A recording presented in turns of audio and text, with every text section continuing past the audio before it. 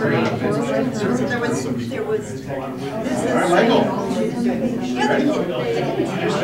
You just don't hear anything. All right. Everybody, please take your seats. We're ready for the next talk.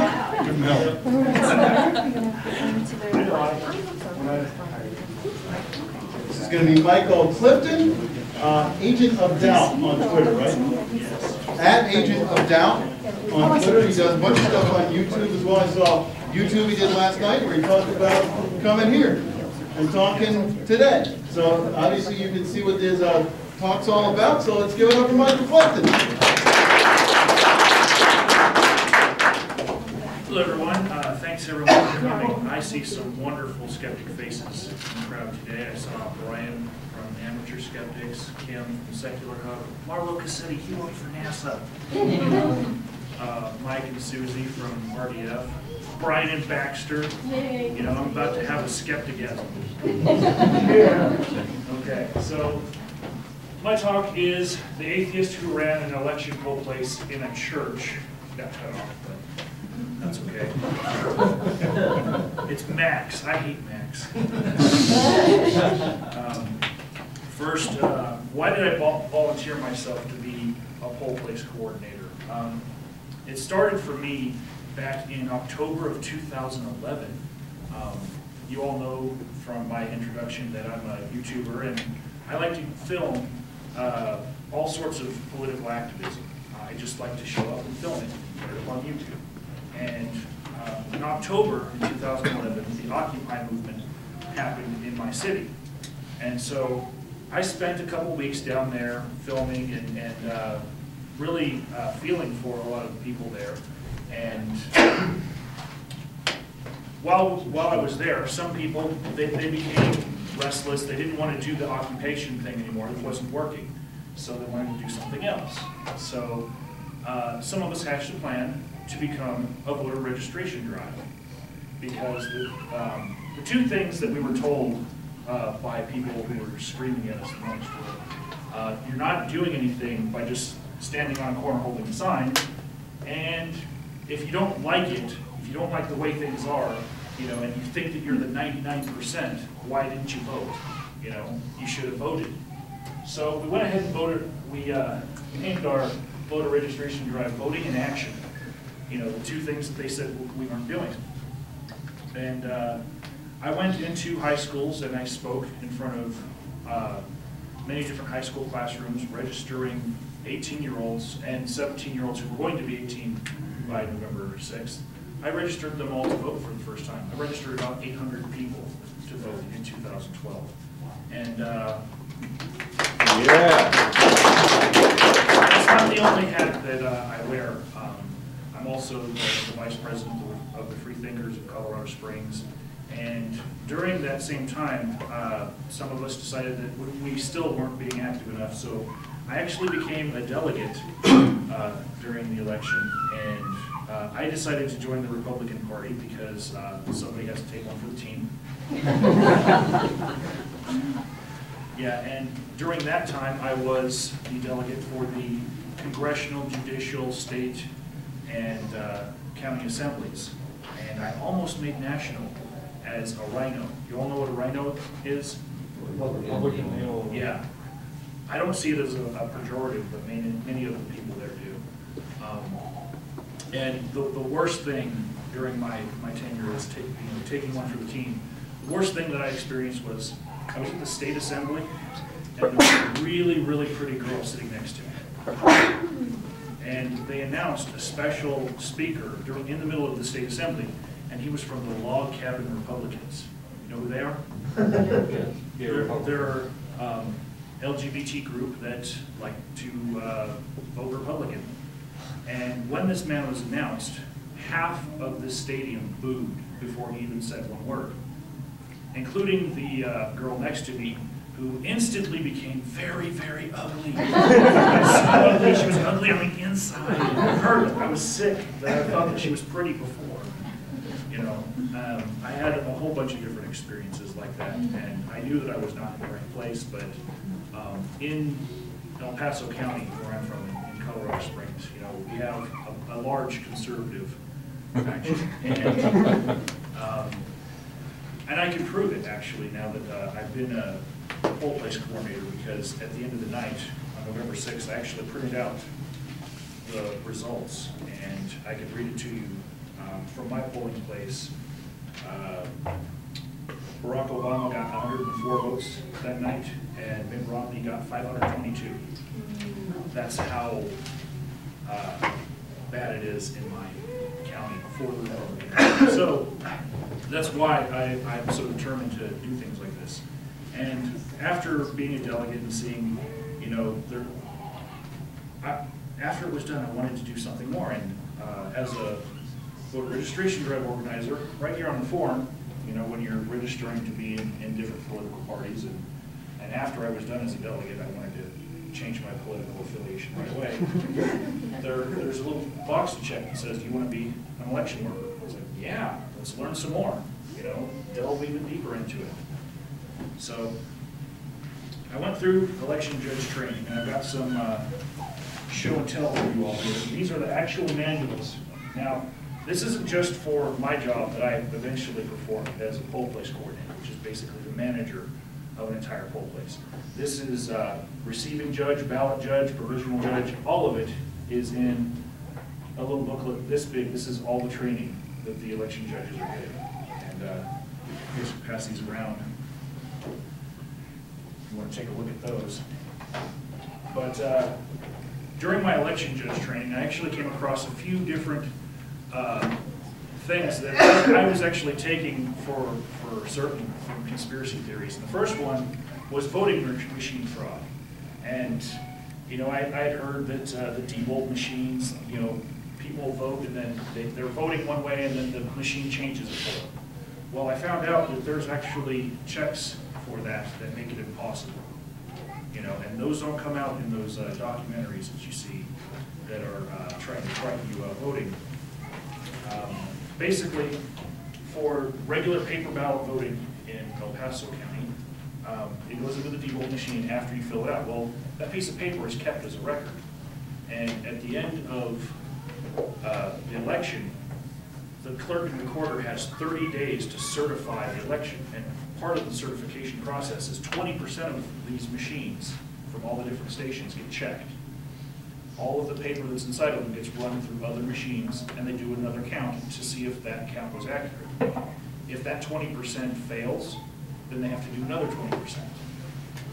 So they don't test everything, but it's a good enough test to know that the fraud isn't happening.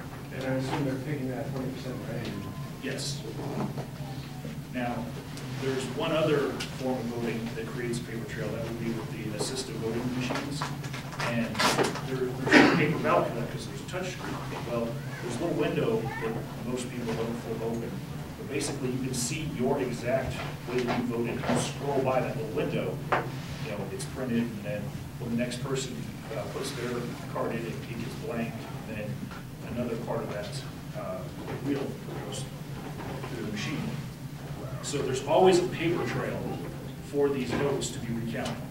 You know, and just because there might be a problem with the electronic version doesn't mean that we can't do a recount. And a lot of people in my county don't realize that. They think that it's all rigged. And it's not. It's just that we have that many Republicans in our county. Yeah. True. It's just as bad in Republicans, the shift. Now, the second thing I learned about was there was no collusion of judges at any one of the different polling places because they take and they do a fair mix of half Democrat, half Republican, and sometimes one independent election judge. And it depends on how you were registered. And I just happen to be a Republican election judge because of the way the timing of it. But basically, there's no fixing at the poll place with everyone from one party. And a big part of this conspiracy that people think is happening is that people are being turned away from polls by Republican judges, you know, and it's not happening. Poll watchers come, and it's legal, and they're allowed to look at the rolls and see who's voted and who hasn't that day. And and they're legally allowed to write down the names of all the Republicans on their Republican log, and go outside of the polling place and call them up, or call the headquarters and have all of their friends bust to the poll place to vote. And they're allowed to look at the books as much as it's possible to look at it, but that's legal. It didn't happen in my polling place, but it is legal. But there was no one turned away at my polling place or any other polling place that I know of. 20 people in my polling place had to vote provisional ballots because we just couldn't find them on the rolls. But they still got to vote. That covers the. So when I learned that I was picked to be an election judge, and every one of my friends that also checked that box were all picked to be election judges because they need election judges, I was very happy. But first, I was an alternate. And then I got a phone call saying, hey, we don't want you to be an alternate sitting down at the city service center. We want you to actually run your own polling place. I was like, yes, this is what I trained for. I took all the classes, even classes that had to do with other people's jobs. I took them all. And the next thing they said to me was that we want you to be the election judge at Tri-Lakes Methodist Church in Monument. And my heart sunk a little bit because I'm like, okay, so people are at my poll place are going to be voting with God looking over their shoulder, pressuring them. And so I had that feeling that that was just intuitive to me that that's what's going on. And so I looked into it, and it's actually a thing called poll place priming effect. And there's actually been studies done on it.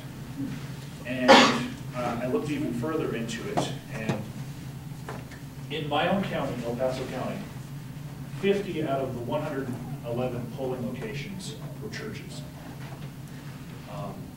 Also, Fort Collins in Larimer County, 10 out of 24 were churches. That's 42%. But here in Denver, and in Denver County, so we're actually outside of what I'm talking about here. Only 2 out of 11 were churches, and that's because they can consolidate a lot more because they're a lot more dense with the population than El Paso County, which is all over the place. But this is the one that stood out to me the most. Mesa County, that's where Grand Junction is, all the way on the west side of the state. They have no polling places and churches, and they have less resources than El Paso County, where Colorado Springs is. How did they achieve that? It's because they wanted to. You got a question? Yeah, I had a question. I'm a librarian, and I work at the Denver Public Library, and we have a restriction where, and I don't see very many polling places in Denver County, and I think that's because we have a restriction. Please correct me if I'm wrong, but we have a restriction where, like, when I'm working, I can't find any petitions. I can't, do anything political at all. Yeah. And we also, when people register people to vote, they can't stand within like 20 feet of the library itself.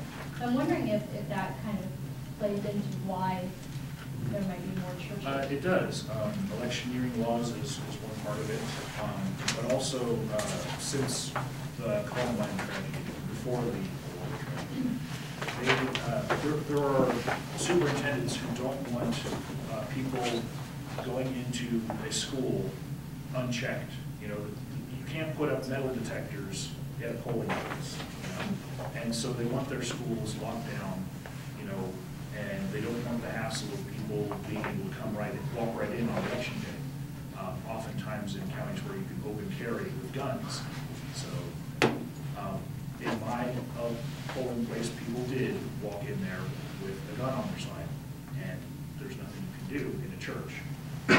Douglas County does elections in the libraries. Yeah. They just, Castle Rock, because they can separate it out. Oh, okay. I'm not sure that they could do it here, but they might be able to because you could actually say, you have to enter through this door. Yeah, yeah. So. And there are some schools in the state that are polling places, but it's very rare nowadays.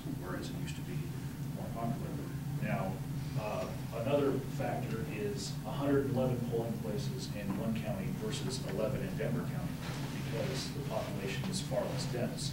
That means that they have to cover a wider area, so they're looking for what's the best building in every little location to cover as many people as they can.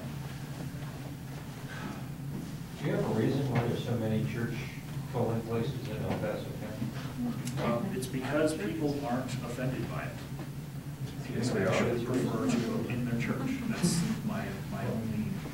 How about Grand Junction? Same thing, Apparently, the people that are their elected officials actually do see a problem with it, and they probably do realize that the poll is trying to affect what happened. People are going to vote like God is looking over their shoulder if they're in a church. Though you do have an asterisk, religious clubs and schools were not counted as churches, which would probably have the same effect. So I'm wondering, how many religious clubs and schools are not being counted there, but actually are there? Those were like Lions clubs, Elks clubs, things where you really can't tell if there was any religious iconography there. Masonic Lodge was one of them. But part of my process in dealing with this was I actually wrote this article and it went into the Voters Independent. Where did you get these statistics? I'm curious, like, Statistics of how many were churches and were not. Yeah. I actually cite my source on all of them. You go to your county clerk and recorder's website, and they've got a map, and they list all the names of the different places. So you can see them yourself. Because I went and counted every single one. Jefferson County there. Yeah. So, I've got a couple solutions to the problem of churches being used as polling places. And these aren't legislative things where we'd have to make a law. Okay. During my tenure as a delegate in the Republican Party, I learned something from when they tried to defund Planned Parenthood. The defunding programs works to shut them down. So I figured that we can take their tactic and use it against them and try defunding the need for any satellite polling places. So what I want you all to do is first do early voting. In El Paso County, there was 111 satellite polling places on election day, but there were only 4 before election day for early voting, and none of them were churches. So when you see the choice between on election day voting in a church or before that you can vote in the mall, vote in the mall. And the other solution to it would be to tell everybody to become a mail-in voter. Just promote it to everyone. And the need for election day polling locations will decrease, and we will decrease the number of churches that are affecting people when they're voting.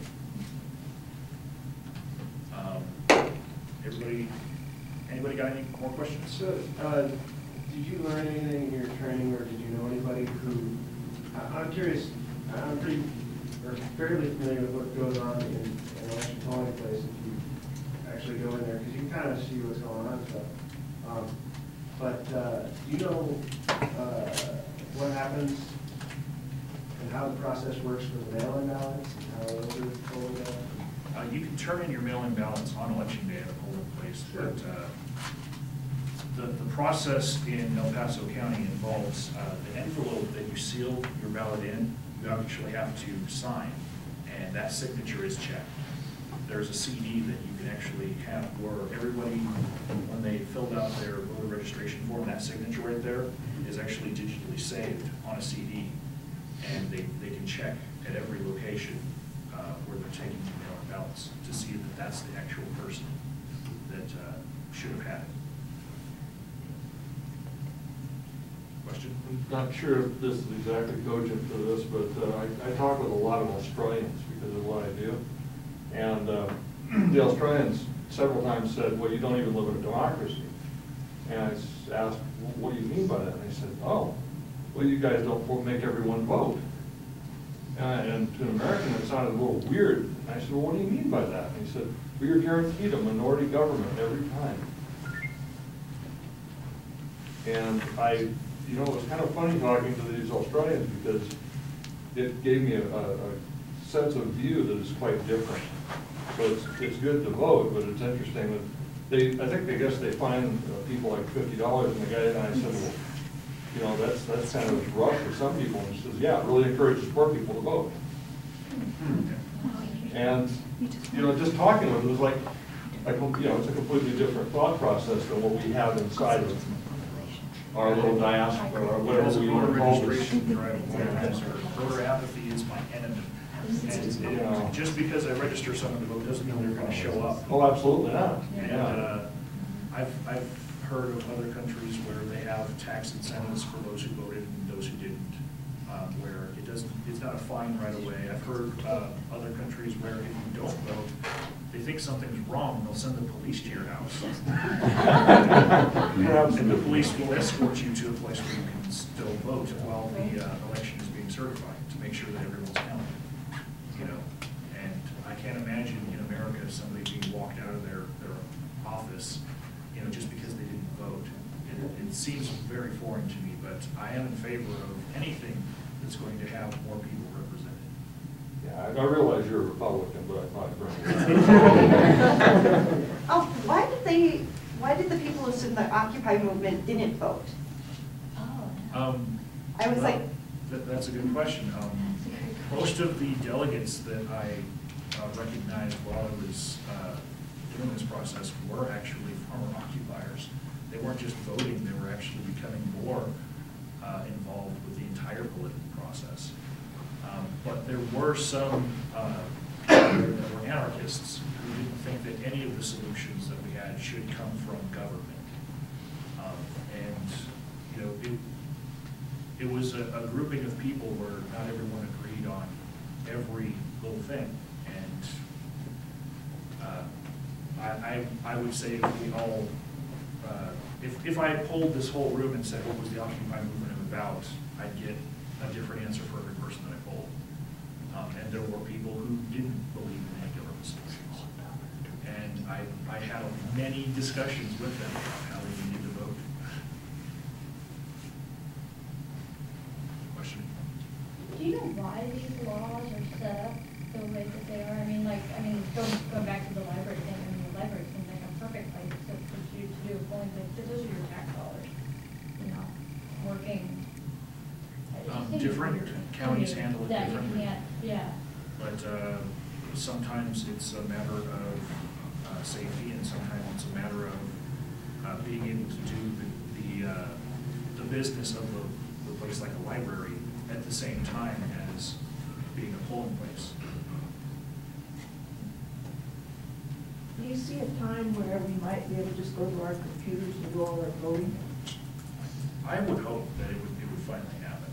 Voting, it seems like, because there's so many civil rights attached to it, it's one of those things that's going to lag behind technology, you know, way behind everything else. I mean, we have this paper trail that each ballot is that big, when it doesn't have to be that big. It could be something the size of a card, you know, where you use the assistive machine and it prints out a code, and you can go online later and check to see if the database that records everyone's votes and only tells people themselves what their vote is, you know, matches when you feel like you voted, you know.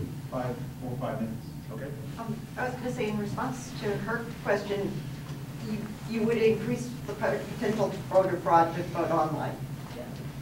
I mean, you want the paper trail. Yes.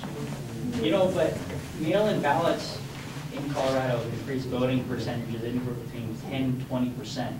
So just making it that much easier to do a mail-in ballot increased how many people were voting. There are ways to eliminate or reduce fraud from the technologies that she's talking about, but we're not quite there yet. Question? Oh, no, I just want to add to that. I also served as an election judge this last election. And the thing that we saw happening is that people who have never voted before, and this is just a random sampling, were voting for the first time because they were realizing it they realized in the last election or two how much a single vote can influence the election. And that was very encouraging, especially for a guy who grew up in the 70s. A lot of people realize that just because your personal county that you live in goes one way, it doesn't mean that the state's going to go that way. Right. So your vote still counts, you know, even though all of your neighbors disagree with you. Question? I like the way you said that, that out in Grand Junction, they do see a conflict of interest there. So how do we make sure that our elected officials think we see a conflict of interest and get this stopped? Is it up to us or just the officials, or who's making the decision? I would say elected officials that are in place in my county know of the problem and they're happy with it. Yeah. So my solutions have nothing to do with using legislature. Why did you say that those in Grand Junction do believe there's an issue? Have they written about it, spoken about it, or is it just that they may just not have it, maybe that's just not? No, it's just that they've achieved it.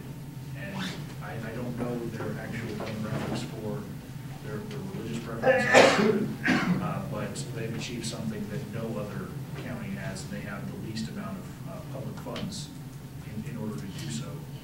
Well, So- right, but the point is you're saying they achieved it, but it may have simply been happenstance. Yeah. Could have And been. so I'm wondering, so there is no real understanding that they did something like this on purpose, it's just that that's the way it is. Well, but in Grand Junction, they had a 10 Commandments in front of a public building issue a few years ago, so that might have put this kind of thing on their radar. And the other thing is, also think of where these polling places are in that community. Is there an alternative to a church? You know, as you said, the schools are locked down these days. So what we grew up with, where your parents went to vote in the schools, are pretty well out of the question. So what is the alternative? And unfortunately, not every town or city has a library. So again, if you're going to want to achieve this, you better be able to say, here's, you know, The alternative. yeah. here's the alternative to a church. Open more secular, huh? That's There you go. Polling place next year, right? Yes, a volunteer for secular hub next Yeah. year. Well, and you're okay in Denver, but. Well, thank you all. Thanks,